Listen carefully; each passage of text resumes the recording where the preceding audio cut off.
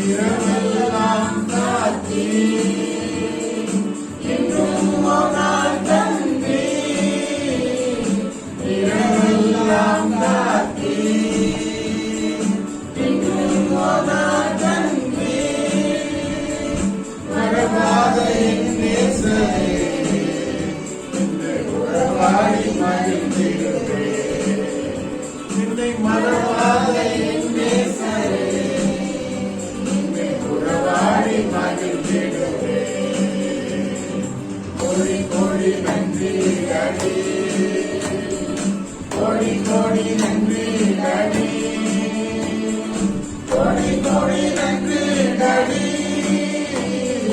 கோடி கோடி நன்றி அடி கோடி கோடி நன்றி அடி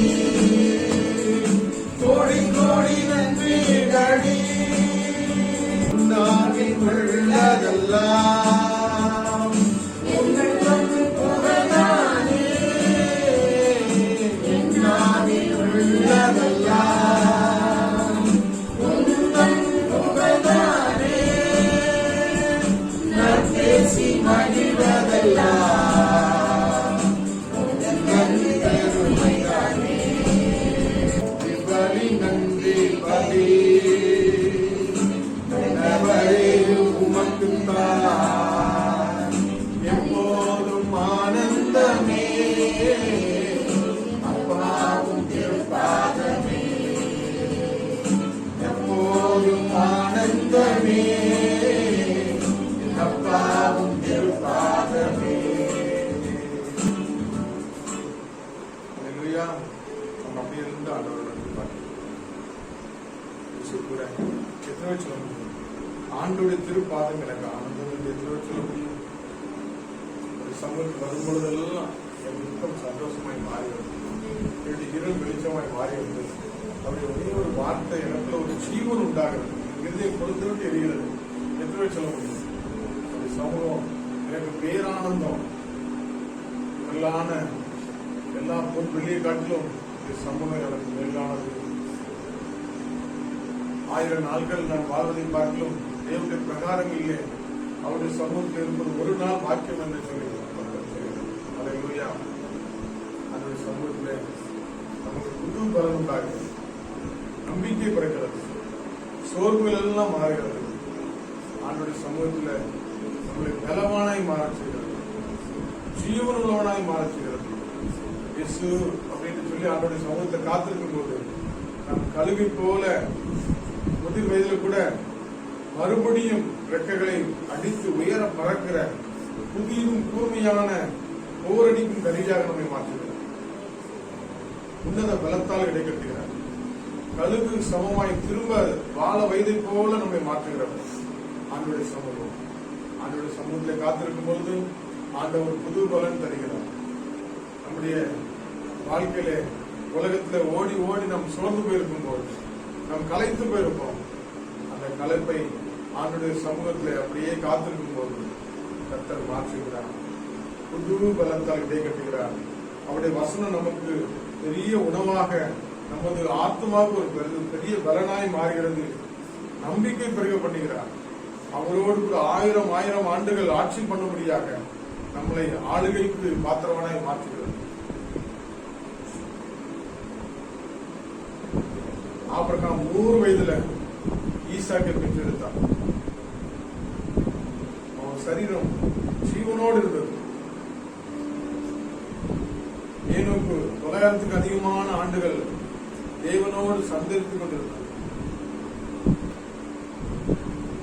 பழைய காலங்களில் பசுத்தவான்கள் பல 100 ஆண்டுகள் பலத்தோடு வாழ்ந்தார்கள். காரணம், அவர்கள் தேவனோடு கூட நடந்தார்கள். ஆண்டவரோடு கூட நடக்கிறவர்களுக்கு புது ஜீவன், புது பலன் உண்டு. அவர்களுக்கு பயம் இல்லை, கலக்கம் இல்லை. அவர் நம்பிக்கை ஆண்டவர்.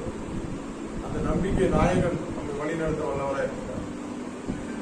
அவருடைய சமூகத்திலே ஆனந்தம் எத்தனை பேர் விசுவாசிக்கிறீங்க?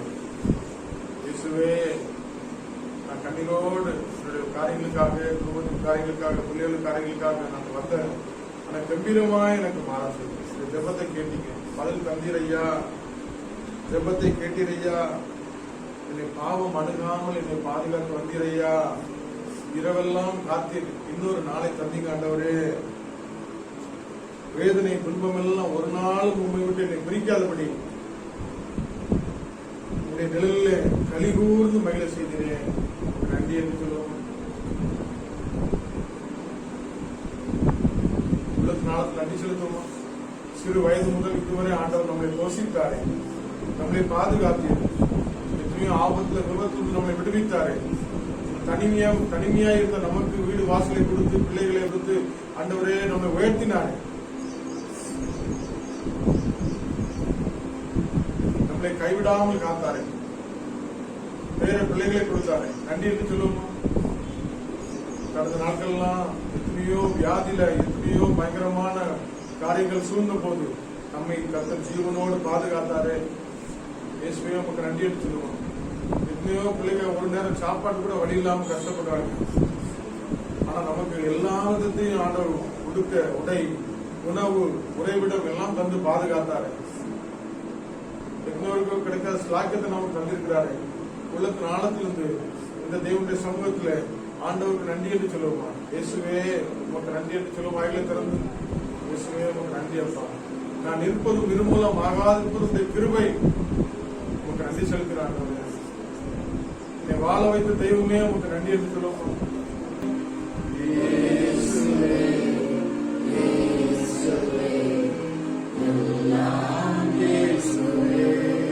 சொந்தம் என்று சொல்லிக்கொள்ள யாரும் இல்லை. சொத்து என்று சொல்லிக்கொள்ள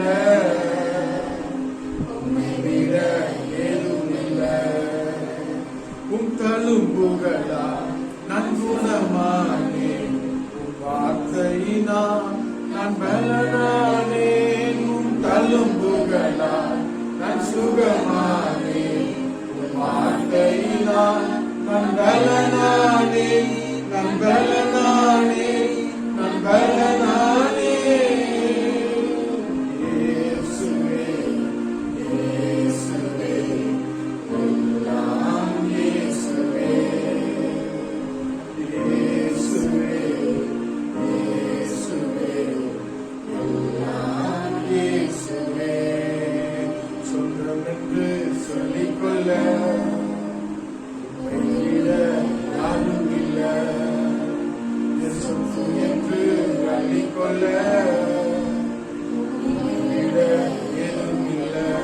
உம் கிருபையினால் நான் பிழைத்துக் கொண்டேன், உம் பாசத்தினால் நான் திகைத்து போனேன். உம் ஆவியினால் நான் பிறந்து விட்டேன், உம் ஊழியத்துக்காய் நான் உயிர் வாழ்வேன்.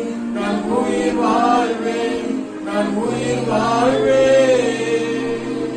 இயேசுவே, இயேசுவே, எல்லாம் இயேசுவே.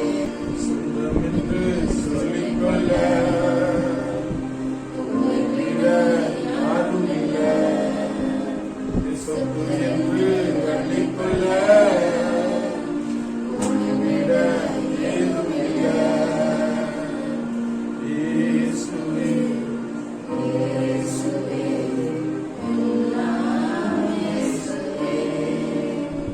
இயேசுவே, இயேசுவே, எல்லாம் இயேசுவே.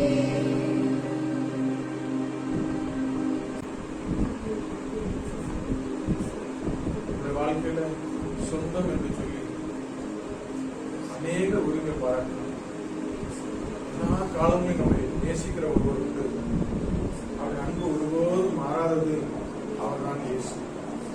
நாம் பாவிலா இருக்கும்போதே நம்மை நேசித்தவர், நம்மை தேடி வந்தவர், நமக்காக தன்னுடைய ஜீவனையே அளித்தவர், தன்னுடைய உயிரை காட்டிலும் அதிகமாய் நம்மை நேசிக்கிற ஒருவர் இயேசு ஒருவரே. அது அந்த அன்பு ஒரு நாளும் மாறாதது. அந்த இயேசு நம்முடைய சொத்தாக எத்தனை பேர் பெற்றிருக்கிறார்கள்? அவருடைய பாக்கியவான். இயேசுங்கிற நாமத்துல பிசாசுகள் நெருங்க முடியாது. இயேசுங்கிற நாமத்துல வியாதிகள் மறைந்து போகும். இயேசு இயேசுங்கிற நாமத்துல நமக்கு புது பலன் கிடைக்கிறது. அந்த பலனாகிய, அந்த ஜீவனாகிய, அந்த மகிமையாய் இருக்கிற இயேசுவை தெய்வமாக கொண்ட ஜனம் பாக்கியம் உள்ளது. அதே மேலே நம்பிக்கையா நாம் இருக்கும் பொழுது, இந்த உலகத்துல நம்முடைய மூச்சு நிற்கும் போது கூட நாம் நினைத்திருந்த, நமக்கு பெரிதாய அரணாய் இருந்த நம்முடைய சொத்து சுகங்கள் எல்லாம் இங்கே இருந்து போயிடுவோம். ஆனா நாம் இம்மையிலும் மறுமையிலும் வாழ்வதற்கு ஒரே ஒரு பெரிய சொத்து இயேசு. அதை எதை இழந்தாலும் பெற்றுக்கொள்ளும்படியாக அநேகர் மேன்மைகள்லாம் இழந்து இயேசுவை பற்றிருக்கிறார். உண்மை அறிகின்ற தாகத்தினால் எல்லாவற்றையும் நான் இழந்தேன் என்று சொல்லி பவுல் சொல்கிறார். எல்லாமே குப்பை, நஷ்டம் என்று நினைக்கிறேன், லாபமான எல்லாவற்றையும் நஷ்டம் என்று கருதுகிறேன். இயேசுவை அறிகின்ற தாகத்தினாலே எல்லாவற்றையும் இழக்க ரெடியா எத்தனை பேர் ஆயத்தம். இன்னைக்கு உலகத்துல வேலையா, இந்த உலகம் சொல்றதை கேட்கவா ஆண்டவருக்கு பிரியமா இருப்பதா? இந்த ஊசியை போட்டாதான் அவனுக்கு சம்பளம் கிடைக்கும். அதுக்காக ஆண்டவர் ஒரு நாட்கள்ல இப்படி ஒரு சூழ்நிலை வரும்போது நாம் ஆண்டவருக்காக வைராக்கம் நிற்க முடியுமா? இந்த தேவ அன்பு நமக்கு ஊற்றப்பட்டிருக்கிறது. தேவ அன்பு நமக்கு இருக்கும் என்று ஒருபோது நம்மை வெட்கப்படுத்தார். கிறிஸ்துவுக்காக இழந்தவர்கள் யாரும் தரித்திரன் ஆனதில்லை. ராஜ்யம் மேன்மைக்க நஷ்டப்பட்டவர்கள் கஷ்டப்பட்டதில்லை. கிறிஸ்து எனக்கு ஜீவன், சாவு எனக்கு ஆதாயம் என்று சொல்லி இரத்த சாட்சிகளாய் மரித்து போனவர்கள் இன்றும் வாழ்ந்து கொண்டிருக்கிறார். நாம் ஜீவனை நாடி தேடி பற்றிக்கொள்ள அழைக்கப்பட்டிருக்கிறோம். ஒரு விஷயம் கொடுத்த ஆராதனை வேலையிலே ஆண்டோட சமூகத்திலே அர்ப்பணிப்போமா? உலகத்துல யாருமே நம்மளை இந்த அளவுக்கு அன்பு செலுத்த முடியாது. அன்பு அவ்வளவு அன்பு, அதை நாம் ஆராய்ந்து பார்க்கும்போது நாம் திகைத்து போவோம். இப்படி என்னை நேசிக்கிற ஒரு தெய்வம் உண்டாம். வானத்தையும் பூமியும் படைத்த சர்வ வல்லமுள்ள தேவன் ஒரு பாவியை தேடி இறங்கி வருவாரா? கோடான கோடி பசுத்தவான்கள் தூதர்கள் கூப்பிடுகிற அந்த துதி சத்தத்தை காட்டிலும் ஒரே ஒரு பாவி மனம் திரும்பி இயேசுவை ஏற்றுக்கொள்ளும் போது முழு பரலோகமே சந்தோஷமாக சொல்லியிருக்கிறார். காணாமல் போன ஆட்டை தேடி பிடிப்பதற்காக 99 ஆடுகளையும் அப்படியே வனாந்தரத்தில் விட்டுவிட்டு காணாமல் போன என்னை தேடி வந்தாரே. என்னை தேடி கண்டுபிடிக்கும் போது என்னை அடித்து நொறுப்பதற்காக அல்ல, என்னை தோளில் போட்டு சுமந்து என்னை சந்தோஷப்பட ஆண்டவர்களுடைய அன்பு எவ்வளவு பெரிய அன்பு. பாவங்கள் இரத்தாம்பர சிவப்பாசம் பஞ்சை போல மாற்றுகிறவர். கிழக்குக்கும் மேற்குக்கும் எவ்வளவு தூரமா அவ்வளவு தூரமா இந்த பாவங்களை மன்னிக்கிறவர், மறக்கிறவர். கடலின் ஆழத்திலே போடுகிறவர். நம்மை மண் என்று நினைவிருக்கிறார். நம்முடைய பலவீனங்களை அவர் அறிந்திருக்கிறார். அப்படி கிருபையினாலே நாம் பிழைத்துக் கொண்டோம். அப்படி தழும்புகளால் நாம் சுகமானோம்.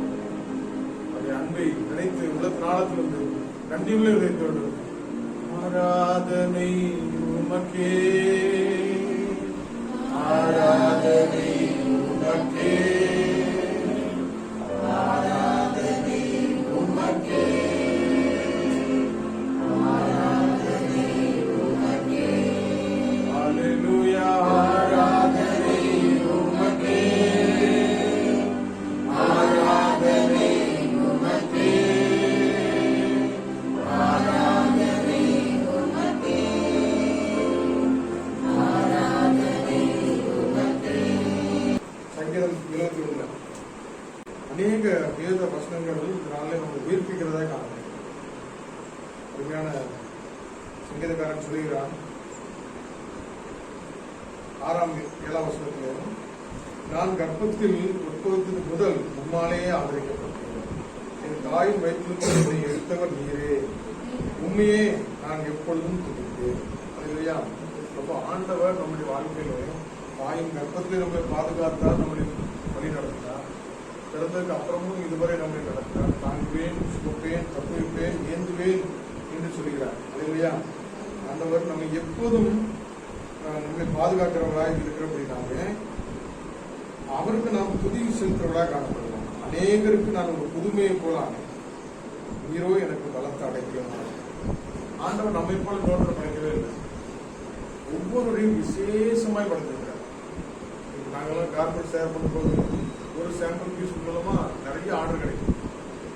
ஆனா ஆண்டவர் ஒவ்வொருத்தரையும் ஒவ்வொரு சாம்பிள் பீஸா இருக்கு. அவருடைய மகிமையை உள்ள வைத்திருக்கிறார். வெளியேறப்பட்ட தாளந்துகள் உள்ளுக்குள்ள இருக்கு.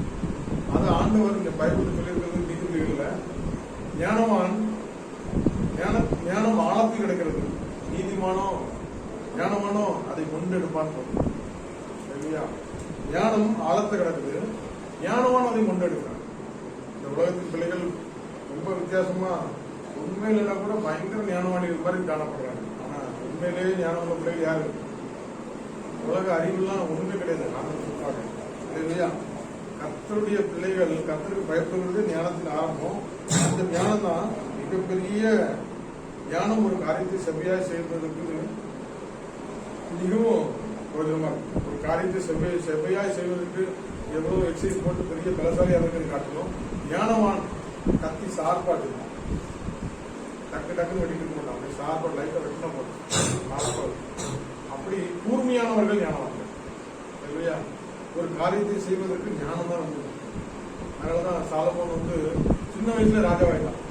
ராஜாவும் போது ஆண்டவன் அவங்க போய் கேட்கலாம், 2 காரியம். ஒண்ணு, நீ என் கூட இருக்கும். அப்ப ஆண்டவர் நீ என் கூட இருக்க வரைக்கும் நான் உங்க பண்றேன்.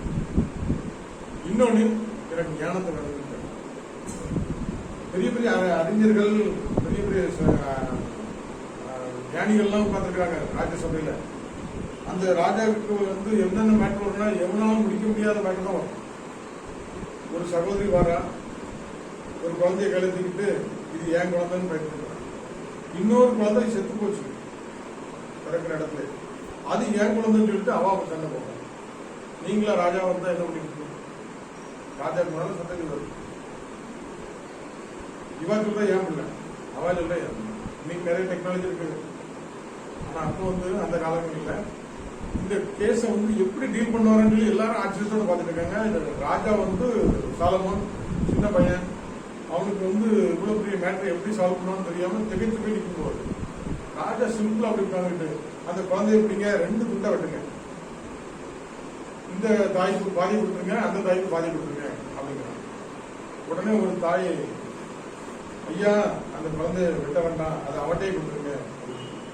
உடனே கண்டுபிடிச்சிட்டாரு, இவதான் அந்த உண்மையான தாய்கள். அப்போ ஒரு பெரிய 10 வருஷம் கேஸ் போட்டு நடத்தி இதுக்கு ஜட்ஜ்மெண்ட் கிடைக்க முடியாத குழப்பமுள்ள கேஸ கூட ஒரு செகண்ட்ல தீர்ப்பு வச்சுப்பாரு. ஞானம் நம்முடைய குடும்பத்துல கணவன் மனைவி இல்ல பிள்ளைகளுக்கு மத்தியில பிள்ளைகளை எப்படி வளர்ப்பது, தாய் தப்புன வேலையில எல்லா காரியத்திலையும் நம்ம ஆண்டவர்கிட்ட ஞானத்தை கேட்டோம்னா அந்த ஞானம் பெரிய பெரிய பிரச்சனைலாம் ரொம்ப ஈஸியா சால்வ் பண்ணுறதுக்கு. நிறைய பிள்ளைங்க பேரண்ட்ஸ் பயந்து இருக்கும். சின்ன பிள்ளைங்களா இருக்கும். ஒரு டீனேஜர் அந்த டீனேஜ் வரும்போது அந்த பிள்ளைங்களுக்கும் நான் என்ன பேசுறேன், யார்கிட்ட பேசுறேன்னு தெரியாது. அந்த பிள்ளைங்க ஒரு மாதிரி இருக்கும். அது குறிப்பா ஸ்கூலுக்கு போற பிள்ளைங்க கூட நல்லா விளாண்டு அங்கே படிச்சு பிள்ளைங்களுக்குள்ள சண்டை போட்டு டயர்டா போய் வந்து சாப்பிட்டு படிச்சுக்கணும். லாக்டவுன்னால வீட்டில் இருந்தா நல்லா சாப்பிட்டு சண்டை போடுறதுக்கு ஆள் கிடையாதா, எல்லாம் மம்மி டாடிட்டு தான் அவங்களுக்கு இருக்கு. சில ஆட்கள் இருக்கிற எல்லாத்தையும் உலகத்துல இருந்து கார்ட்டூன்ல இருந்து பார்த்துட்டு அதெல்லாம் வீட்டுல தான் அப்ளை பண்ணும், சீரியல் இருந்து பார்த்துட்டு. இதுக்கெல்லாம் நம்ம ஆன்சரே கொடுக்க முடியாது. அப்போ அப்படிப்பட்ட டீனேஜ் பிள்ளைங்கள்ட்ட நான் இப்படிலாம் வளர்த்துறேன் கண்டாலே பயப்படக்கூடிய பிள்ளை இப்படி ஏற்றி பேசுறேன் அப்படின்னு சொல்லிட்டு அந்த டீனேஜ் பிள்ளைங்களுக்கு இவங்க என்ன சொன்னாலும் புரிய முடியாது. அவங்க என்ன பண்றாலும் முடியாது, அவங்களுக்கு யாராவது ஒருத்தர் சொல்லி கொடுத்தாலும் முடியாது. அதுவா சில நேரத்தில் வந்து மம்மின்னு சொல்லி கசங்கி நம்மகிட்ட வந்து ஏதாவது சொன்னாக்கி அந்த டைம் தான் ப்ரிசியஸ் டைம். எந்த வேலைனாலும் அப்படியே விட்டு உட்காந்து கேட்டுச்சுன்னா எல்லா கதையும் சொல்லும். நம்ம அன்னைக்கு ஏதாவது புத்தி வச்சோம்னா கூட ஏற்றுக்கணும். ஆனா அது டைம் டெம்பர்ல நிற்கும் போது நம்ம எவ்வளவுதான் ஒண்ணும் முடியாது. ஏன்னா அது வந்து அந்த ஏஜ்ல அந்த பிள்ளைங்களுக்கு புரியாது, 2 கட்டாத ஒரு காரியம் சொல்லுவாங்க. அப்போ அந்த மாதிரி நாட்கள்ல என் பிள்ளை என்னை மறந்தாலும் நான் இப்படிலாம் வளர்த்தேன், இப்படிலாம் வருமானம் நினைச்சேன், இப்படிலாம் பேசுதுன்னு சொல்லி இது மனமடிவாகி சோர்ந்து போய் என்ன ஆயிரும், வெப்ஸ் ஆயிடுவாங்க. அப்போ ஞானம் இல்லாத சூழ்நிலையில அந்த பிள்ளைகளை வழியிடும். இந்த காலகட்டத்தில் குழந்தைங்க எப்படி இருக்கும், இதுக்கப்புறம் இந்த காலகட்டத்தில் இப்படிதான் இருக்கும். அந்த டைம்ல நம்ம பொறுமையோட ஹேண்டில் பண்ணோம்னா அந்த பிள்ளைங்க ரொம்ப சூப்பர் நேச்சுரலா வருவாங்க. அந்த நேரத்தில் நம்மளும் பயங்கரமா ஏதாவது வேக்ஸ் விட்டுட்டோம்னா அது பின்னாட்கள் பெரிய காயமாகி அது ஆறாத வடுவா மாறி அதுக்கப்புறம் அதுக்கு வந்து ட்ரீட்மெண்ட் எல்லாம் போயிடும். அதனால ஆண்டவர் குழந்தைய கொடுக்குறாரு. இந்த குழந்தை ஆண்டோடைய பிள்ளைங்க, இதை நம்ம நம்பி தந்திருக்கிறாரு. இதை வளர்க்கூடிய பொறுப்பு யாரோட வளர்க்கணும், நம்மளோட பொறுப்பு. அப்ப அதை நடத்துறதுக்கு ஆண்டவர் பிசாசோட வேலை என்னது? உன் தகப்பனையும் தாயும் தூசித்தா காரிகளும் உன் லைட் அணைஞ்சு போயிடும். அப்ப என்ன பண்ணணும்? இந்த பிள்ளைங்களுக்கு உலகத்துல இருந்து நண்பர்கள் இருப்பாங்க. ஆமாப்பா இந்த மம்மி டேடியே இப்படிதான், எப்ப பார்த்தாலும் படி சொல்லி டார்ச்சர் பண்ணிட்டே இருப்பாங்க. அவங்க எல்லாம் கேட்காத, இப்படிதான் உலகமும் நமக்கு மீடியாவும் நமக்கு சொல்லிக் கொடுக்கும். அதே மாதிரி அவங்க மாதிரி நம்ம பேச ஆரம்பிச்சோம்னா இன்டெரக்டா நம்ம என்ன பண்ணிருக்கோம்? தகப்பனையும் தாயும் தூசிக்கும் போது நம்முடைய ஆயுள் காலம் குறையுது. தகப்பனையும் தாயும் கனம் பண்ணா ஒரு ஆயுள் நாள் நீடித்துன்னு கத்த சொல்கிறாரு. அப்போ அதுக்கு விரோதமான காரியங்களை செய்ய வைக்கிறான்னு என்ன அர்த்தம்? இன்டெரக்டா நம்மள சாகடிக்கணும் அப்படின்னு சொல்லி நம்மளை திட்டம் போட்டு செயல்படுறாங்க.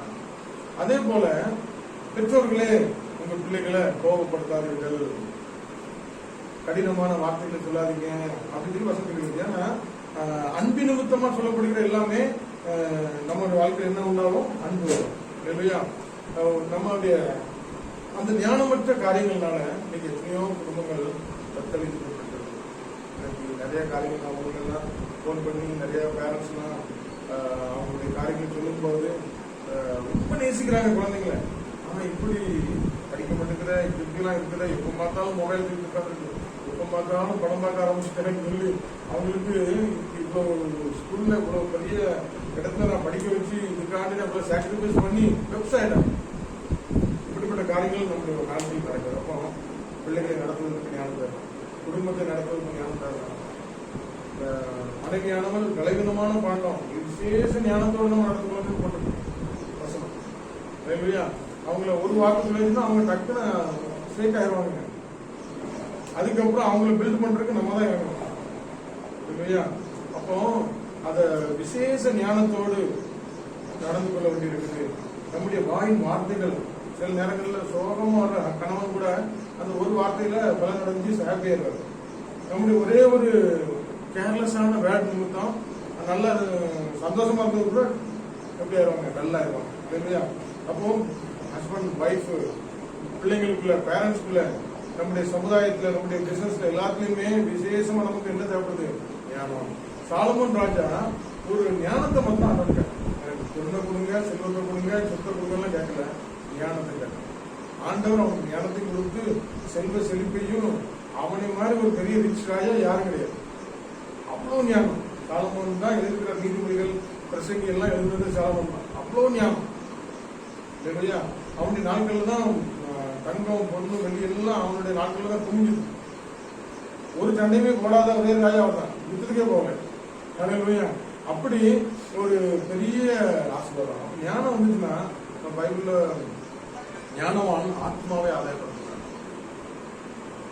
ஆத்மாவை ஆதாயப்படுத்துறோம் ஞானவான். அப்போ நம்ம இன்னைக்கு எதை ஆதாயப்படுத்துறோம்? எவன் சண்டை போட்டாலும் பரவாயில்ல, எனக்கு பணத்தை சேர்த்துக்கணும் இல்லையா? அழிந்து போகும் உலக பொருட்களால் நண்பர்களை சம்பாத்தி பண்ணுறதுதான் ஞானம். ஆத்மாவை ஆதாயப்படுத்துறாரு. காமராஜர் இன்னைக்கும் வாழ்ந்துட்டு இருக்கிறாரு. அவன் அவ்வளவு படிச்சாலும் கிடையாது. ஆனா ஒரு கூட்ட மக்கள் இன்னைக்கும் அந்த மாதிரி ஒரு சிஎம் யாரும் இல்லைங்கிறாங்க. காரணம் அவருக்கு ஏதாவது சொத்து பேலன்ஸ் எடுத்து போயிருக்காரு, நிறைய லேண்ட் எல்லாம் இருக்கா? இல்ல, சட்டம் கூட 4-5 தான் அது பண்ண வச்சாங்க. ஆனா அவர் என்ன பண்ணாருன்னா அந்த ஆத்மாவை ஆதாயப்படுத்தார். தனக்கு வர வேண்டிய பெரிய பதவியை கூட மற்றவங்களுக்கு வாங்கி கொடுக்குறாரு. அவருடைய ஹார்ட் வந்து பியூரிட்டியா இருந்துச்சு. அதனால இன்னைக்கு அந்த ஜனங்கள் எல்லா சமுதாயத்தினரும் அவங்கள நினைப்பாங்க. அதுபோல ஆண்டவர் நம்மையே ஜீவ பலியாய் அர்ப்பணிப்பார். காந்திஜி கூட நம்ம சவுத்துக்கு வந்து போட்டு சுற்றெல்லாம் கலந்து போட்டு இந்த மக்கள் இப்படி விவசாய மக்கள் இப்படி இருக்கிறாங்கன்னு சொல்லி தன்னுடைய உடையே மாத்திட்டாரு. அப்போ இன்னைக்கு அவர் மகாத்மாவாக நம்முடைய பார்க்கணும். ஆனா இன்னைக்குள்ள பெரிய பெரிய தலைவர்கள் எப்படி இருக்கிறாங்க? எல்லாத்தையும் அழிச்சு இவங்க பெரிய ஆள் ஆகணும்னு ஆசைப்படுறாங்க. ஆனா யாருமே நிம்மதியா வாழ்ந்த மாதிரி தெரியல. எல்லாம் பயத்தோட நடுக்கத்தோட கலக்கத்தோட வாழ்ந்துட்டு இருக்காங்க. பிள்ளைக்காண்டி தான் நான் விளையாட்டு போனேன், பிள்ளைக்காண்டி தான் சம்பாத்தி பண்ணேன், எல்லாரும் பொண்ணு பொருள் 100 பவுன் சேர்த்துருக்காமா. ஆனா வீட்டுல புள்ள இருக்காத, மனைவி உனக்கு சந்தோஷமா இருக்காத, எல்லாத்தையும் இழந்த இதெல்லாம் சேர்த்துட்டு எடுத்துக்கணும் இல்லையா? ஆக்குபையில நம்முடைய பிள்ளைகளுக்கு டைம் கொடுக்கணும், நம்முடைய பேரண்ட்ஸ்க்கு டைம் கொடுக்கணும். இது எல்லாமே நமக்கு ஆசீர்வாதம். நாம் மகிழ்ந்திருந்தால், இணைந்திருந்தால் ஆண்டோட நாமம் மகிமைப்படும். யோவான் 1 யோவான் 1ஆம் அதிகாரம் வந்து 5 அதிகாரம் இருக்கு. ஃபுல்லா படிப்பாங்க. ஃபர்ஸ்ட் கான்ல ஃபுல்லா சகோதரன் அன்பு செலுத்தலாம். நீ காணாத ஆண்டவருக்கு அன்பு செலுத்த, அன்பு இல்லைன்னு உனக்கு ஒண்ணுமே இல்லை. ஜீவன் இல்லாதவன், குமாரன் உடையவன் ஜீவனுடையவன். குமாரன் ஒன்லி இயேசு இல்லைன்னா அவன் செத்து போனவன் அப்படின்னு சொல்லி ஆண்டவர் நிறைய காரியங்களை கொடுத்து சொல்லுகிறார். ஆகவே நாட்கள்ல நம்ம ஆண்டவரிடத்துல எதை கேட்கிறோமோ இல்லையோ ஆண்டவருடைய ஞானம் நமக்கு வேணும். அந்த சாலமோன் ராஜா ஆண்டவர்கிட்ட ஞானத்தை கேட்டான். அவனுடைய ராஜ்யபாரம் பயங்கரமா இருந்துச்சு. ஆனா ஆண்டவர் அவனுக்கு வாக்கு கொடுத்துட்டாரு. அவன் கேட்டான், ஆண்டவரே நீ என் கூட இருக்கணும். அப்ப ஆண்டவர் நீ என் கூட இருக்கிறவங்க நான் அவன் கூட. ஒரு நாள் வந்தது, அநேக கல்யாணம் முடிச்சுட்டு இருந்தான். அப்புறம் ஒரு புறஜாதி பெண்ணையும் கல்யாணம் முடிச்சான். புறஜாதி பெண்ணை எதை கல்யாணம் வழிபடுவான்? ஏதோ ஒரு விக்கிரத்தை வழிபட்டு இருந்தா. அப்போ அந்த புறஜாதி பெண்ணை ரொம்ப நேசிக்கிறார், அந்த ராணியை ரொம்ப நேசிக்கிறார். அங்க போகும்போது உங்களுக்காண்டி தான் நாங்களும் வேண்டுதல் பண்றோம், எங்களுக்கு கொஞ்சம் காணிக்க போடுங்க அப்படின்னு இருக்கும்போது, சரி நம்ம தான் ராஜாவாச்ச அப்படின்னு சொல்லி அவன் வணங்குற அந்த தெய்வத்துக்கு காணிக்க போடும்போது தேவன் அவனை விட்டு விலகினான். சுத்தி அவன் நாட்டை சுத்தி பகைஞர் இருந்தாங்க. எல்லா பகைஞர்களும் வணங்கினான். துண்டு துண்டா அந்த நாடு போய் அந்த நாட்கள் அப்ப ஆண்டவர் அவரோடு இணைஞ்சு செல்வதற்கு நம்ம கூட யாரும் எதிர்க்க முடியாது. நம்முடைய வாழ்க்கையில எல்லாம் நன்மை உண்டாகும். அவரை விட்டு புரிஞ்சு எனக்கு இந்த ஆளுதான் முக்கியம் சொல்லி ஆண்டவரை விட்டுட்டு நம்ம இந்த ஆளை பிடிக்க போனோம்னா இந்த பிசினஸ் வேறு. இந்த பிசினஸ் கொடுத்தது ஆண்டவர். என் கண்ணீரை கண்டி என் குடும்பத்தை உயர்த்தி வச்சது ஆண்டவர். அவருக்கு ஃபர்ஸ்ட் ப்ரிஃபரன்ஸ் கொடுக்காம எனக்கு வேற எதுக்காவது, எந்த ஒரு பொருளுக்காக, எந்த ஒரு மனிதனுக்காக நம்ம ஏதாவது இம்பார்ட்டன்ட் கொடுக்கும் போது ஆண்டவர் நம்மளுக்கு விளைவிக்கிறார் இல்லையா? நமக்கு ஜீவனின் பலன் ஆண்டவர். எதை இழந்துனாலும் இதை நம்ம விட்டு கொடுக்குறாரு. இதுக்கு நாளைக்கு ஒரு கண்ணை தூக்கிட்டு நீ ஏசுவா இல்ல உனக்கு கட்சி போறியான்னு கேட்டதுக்கு நம்ம என்ன சொல்லுவோம்? இல்ல பைபிளை தூக்கி நீ மறுதளிச்சுட்டு போறியான்னு கேட்டா நம்ம என்ன பண்ணுவோம்? உலகத்தின் மீது நம்ம பற்று கொண்டிருந்தா அந்த உலகம் என்ன பண்ணுவோம்? அதை மறுதளிக்க வைக்கும். நாம் ஆண்டரோடு ஐக்கியப்பட்டு அவருடைய அன்பில் திளைத்திருந்தோம்னா அப்படியே அந்த அன்பு நினைச்சு நம்ம அப்படி இருக்கும்போது அதுக்காக நான் என்ன வேணாலும் செய்யணும். அவன் காதலிக்காண்டு வீரம் கொடுக்குறான். இல்லையா? இந்த நாட்கள்ல ஆண்டவன் தான் உண்மையிலே நேசிக்கப்படத்தக்கவன். அவன் தான் உண்மையிலே பியூர் லவ். தாய் மறந்தாலும் நான் உன்னை மறக்க மாட்டேங்கிறேன், தந்தை மறந்தாலும் உன்னை மறக்க மாட்டேங்கிறேன். அந்த அன்புகளை நம்ம வரும்பொழுது நாளைக்கு ஒரு இப்படிப்பட்ட ஒரு நெருக்கம் வரும்பொழுது நாம் ஆண்டவருக்காக வைராக்க முடியும். பேதுரு நம்மை மாதிரி மனுஷன் தான். ஆண்டவன் நிறைய நன்மை பெற்றான். வாழ்க்கையில படங்கள்லாம் நிரம்பி ஒழிஞ்சுது. திடீர்னு ஒரு பிரச்சனை வந்துச்சு. ஆண்டவரே, அப்போ ஆண்டவரை பிடிக்க வரும்போது காதை வெட்டி போற அந்த போர் செய்வன் காதை வெட்டினான். அப்படி ஆண்டவர் மேல அன்புள்ளவன் தான். ஆனா ஆண்டவருடைய கல்வாரி சிலுவையில் அடிக்கப்பட போகும்போது இவன் பாசத்துல ஓடுறான். ஆனா நீ அந்த இயேசுடைய கலந்து கேட்கும்போது மறுதளிக்கிறான். இல்லைங்க, மறுபடியும் சொல்லும்போது மறுபடியும் மறுதளிக்கிறான். சேவல் கூடும்போது 3வது உழைப்பு ஆண்டவர் நிலவரம். நீ பயங்கர அன்பை காட்டிய இந்த 3 நாள் மதுரைப்பா ஆண்ட சொல்லும்போது மனம் கசந்து ஆண்டு போக பார்க்க ஆண்டுடைய சமூகத்தில் மறுபடியும் ஆண்டோட மன்னிப்பு கேட்டான். யூதாஸ் காரியத்து மனங்கசந்தான், அழுதான், குற்றமற்ற ரத்தத்தை காட்டி கொடுத்தாங்க, அழுதான், மன்னிப்பு கேட்க வரல, 4 மணி செத்தான். அப்போ ஆண்டோடைய சமூகத்தை மறுபடியும் ஓடி வந்தான். அதே பேதுரு அப்போஸ்தலனா பெரிய ஊழியக்காரனா அநேகருக்கு ஆசீர்வாதமா ஆக்கி கடைசியில சிலுவையில் அடிக்கிற மாதிரி அவனையும் அதே மாதிரி ரத்த சாட்சியா கொள்றாங்க. கொல்லும் போது சிலுவையில் அடிக்கும் போது எனக்கு தலையில் நேரம் அடிக்காங்க. நானும் ஜீசஸும் ஒண்ணு கிடையாது, எனக்கு தலைகளாக அடிங்க. எவ்வளவா தன்னை தாழ்றான். அப்ப அந்த தேவ அன்பு அவனுக்கு ஊற்றப்பட்டதுனால அவனுக்கு சாகிறது ஒரு பெரிய விஷயமா தெரியல. அப்படி அப்போ தேவ அன்பினால் ஊற்றப்படும் போது அப்படி தேவான கல்லறிஞ்சு கொள்ளும் போது அவனுக்கு முகம் பிரகாசித்தது. அழலவன் அன்றவரை பிதாவை பார்க்கிறது மகிழ்ச்சி அடைஞ்சான். அந்த வெளிச்சத்துலதான் சவுல் பவுலா மாறுறதுக்கு மனமாற்றத்துக்கே பெரிய காரணமாச்சு. இல்லையா? அப்படி கொள்ளாத மக்களை கூட மனம் மாற வைக்கிற ஒரு தேவ அன்பு நம்முடைய அன்பு, தேவனுடைய அன்பு. அந்த அன்பு நமக்கு கொடுத்திருந்தா நம்ம வெட்கப்பட்டார். ரொம்ப 5 சொன்னபடி போல அந்த தேவ அன்பு ஊற்றப்பட்டிருக்க அப்படின்னாலே அந்த அன்பு நம்ம ஒருபோதும் வெட்கப்பட்டிருந்தார், சாட்சியாக இருக்கிறது. ஆகவே நாட்களில் ஆண்டோடைய அன்புக்களாக தேவனுடைய ஞானத்தை கேட்டு அவருக்குள்ள நான் வாழும்போது கத்த பெரிய காரியங்கள் செய்வாங்க. பிள்ளைகளுக்காக அந்த நோக்கி பார்க்கலாம். இறக்கும் தகப்பனே, இந்த நாளில் ஆண்டவரே உங்களுடைய நாமத்துல இந்த வார்த்தைகளை நாங்கள் தியானிக்க ஆண்டவரே திரும்ப சென்றவங்க நன்றி செலுத்துகிறோம். உடைய அன்பிலே எங்களை வளர்ந்து அந்த வைராக்கியம் நிற்கத்தக்கதாக ஒவ்வொரு நாளும் உடைய வசனத்தை வாசிக்கும் போது நீங்க எங்களோடு பேசுகிறாக. உங்களுடைய வார்த்தையிலே ஆண்டவருடைய ஜீவன் இருக்கிறது, அந்த ஜீவன் எங்கள் ஆத்மாவுக்கு பலனா இருக்கிறது. ஆண்டவர் அது ஒவ்வொரு நாளும் வளர கொடுத்தாங்க. இந்த கிருபைக்கு ஒப்புக் கொடுக்கிறோம். இந்த தெய்வீக சமாதானம் ஆட்கொள்கிறோம். விசேஷமாக எங்கள் பிள்ளைகளை வளர்க்க, எங்கள் குடும்பத்தை நடத்த, எங்கள் தாய் தகவலை கனம் பண்ண ஆண்டவருக்கு ஊழியம் செய்யும் விசேஷ ஞானத்தில் நிரப்புகிறாக கரங்களை காலத்தை தருகிறோம். ஆண்டவரே, நாளில் ஒருவன் ஞானத்தில் குறைவான எல்லாருக்கும் சம்பந்தமாக கொடுக்கிற தேவனுக்கு கேட்க கடவுள் அவர் எல்லாருக்கும் கொடுக்க வல்லவராக இருக்கிறார். ஆகவே நாளில் இந்த சமூகத்தில் அதற்கு விசேஷமாக வெள்ளியும் பொண்ணும் என்னுடையது, என்னுடைய எல்லாம் உங்களுடையது சொல்லியிருக்குமே. விசேஷமாக ஞானம் இந்த உலகத்திலிருந்து எங்களுக்கு கிடைக்காது. படிப்பு எங்களுக்கு அறிவு கொடுக்கணும், இந்த உலகம் எங்களுக்கு அறிவு கொடுக்கணும்.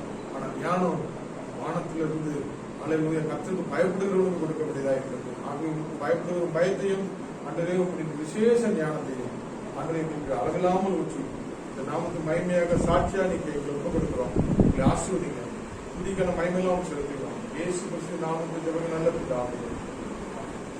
ஆத்மாவே கர்த்தரை ஸ்தோத்திரம், ஆத்மாவே கர்த்தரை ஸ்தோத்திரம். கர்த்தர் செய்த சகல வரங்கள்